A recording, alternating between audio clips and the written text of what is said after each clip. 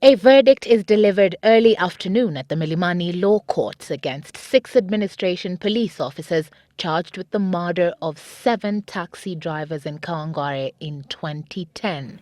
Which provide for mandatory death sentence is antithetical. It is a verdict many here have been waiting more than 2.5 years for. The final minutes before Justice Fred Ocheng's verdict, the most difficult, both for the families of the deceased taxi drivers as those of the APs on the dock.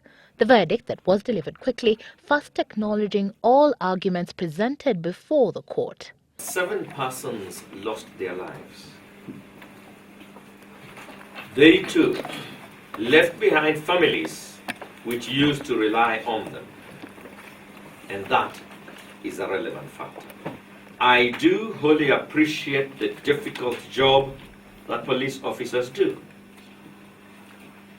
Therefore, it is possible that the stresses that go with the job may cause an officer to sometimes do things that were not reasonable. Nonetheless, I am persuaded that any person who seeks and is given the privilege and authority to wield a firearm must expect that it is a heavy responsibility that has been bestowed on him.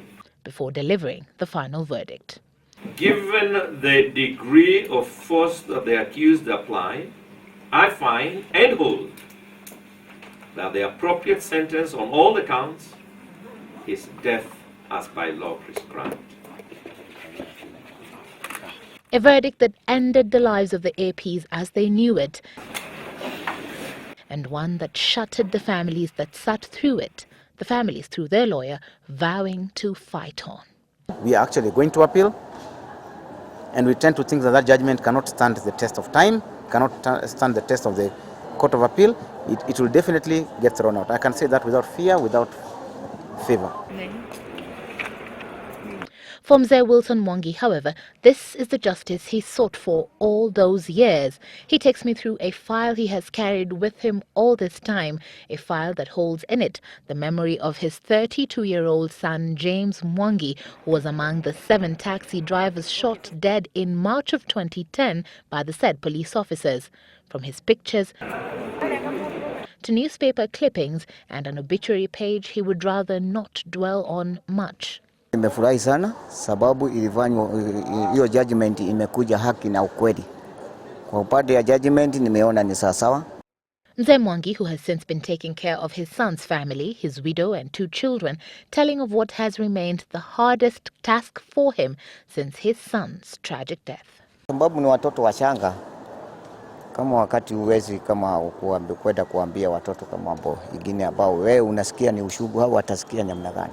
Our efforts to recreate the tragic events that took place back in March 10, 2010 begin here, where beside me 7 trees were planted to honor 7 men who were brutally shot dead in a story residents and workers here remember vividly.